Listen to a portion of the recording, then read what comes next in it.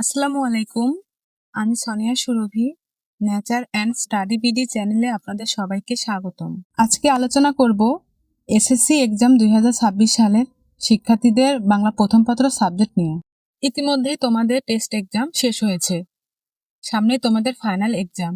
অনেকেই আছো যারা এখনো পড়াশোনা শুরুই করনি, এবং অনেকেই আছো যারা বুঝতে পারতেছো না যে কিভাবে কি শুরু করব। তাদের জন্য আমি নিয়ে আসলাম বাংলা প্রথম পত্রের গদ্য, কবিতা এবং উপন্যাসের কিছু টপিক, যেগুলো পড়লে তোমরা অবশ্যই এসএসসি পরীক্ষায় ইনশাল্লাহ কমন পাবে। গদ্যাংশের মধ্যে অনেকগুলোই গল্প রয়েছে, কিন্তু এখন আমাদের সময় খুবই কম, সবগুলো গল্প এখন পড়া সম্ভব নয়। তাই তোমাদের জন্য আমি কিছু ইম্পর্টেন্ট গল্প নিয়ে এসেছি। সেগুলো পড়লে তোমরা অবশ্যই ভালো মার্ক পাবে এবং ভালো একটা রেজাল্ট করতে পারবে ইনশাআল্লাহ। গদ্যাংশের মধ্যে রয়েছে প্রত্যুপকার, শুভা, বই পড়া, মাটির ভেপু, মানুষ মোহাম্মদ সাল্লাল্লাহু আলাইহি সাল্লাম, নিম গাছ, শিক্ষা ও মনুষ্যত্ব, প্রবাস বন্ধু, 21-এর গল্প। এই 9টা গল্প পড়লে তোমরা অবশ্যই এসএসসি পরীক্ষায় কমন পাবে এবং ভালো মার্ক তুলতে পারবে। আর রাজশাহী বোর্ডের শিক্ষার্থীদের জন্য শুভা, বই পড়া, মানুষ মোহাম্মদ সাল্লাল্লাহু আলাইহি সাল্লাম, শিক্ষা ও মনুষ্যত্ব, এই কয়টা টপিক অনেক ইম্পর্টেন্ট। তারা এই সবগুলো টপিকের পাশাপাশি এই 4টা টপিক একটু ভালোভাবে এবং বেশি বেশি পড়ার চেষ্টা করবা। গদ্য অংশ নিয়ে আমাদের আলোচনা করা শেষ। এখন আমরা আলোচনা করব কবিতা অংশ নিয়ে। কবিতার মধ্যে আছে কি?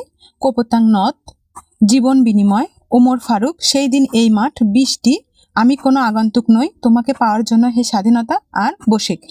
রাজশাহী বোর্ডের শিক্ষার্থীদের জন্য ইম্পর্টেন্ট কবিতা হচ্ছে কপোতাং নদ, জীবন বিনিময়, সেই দিন এই মাঠ, তোমাকে পাওয়ার জন্য হে স্বাধীনতা, আর বসিক।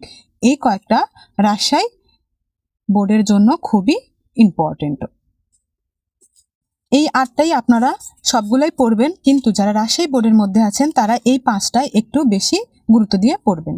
অবশ্যই আপনারা পরীক্ষায় কমন পাবেন এবং ভালো মার্ক তুলতে পারবেন ইনশাল্লাহ। গদ্য এবং কবিতা এই 2 অংশ আমাদের আলোচনা করা শেষ। এখন আমরা আলোচনা করব উপন্যাসের অংশ নিয়ে।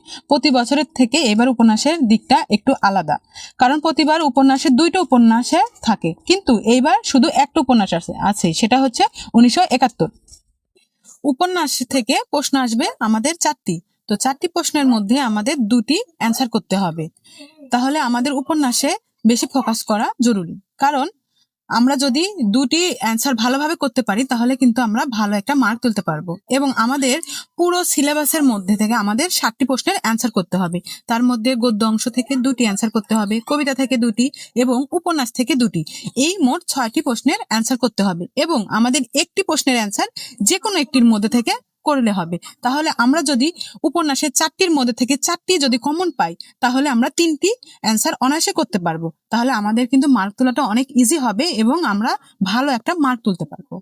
উপন্যাস থেকে নাম্বার তোলা অনেক সহজ হবে, তাই জন্য আমাদের উপন্যাসের দিকে বেশি মনোযোগী হওয়া দরকার।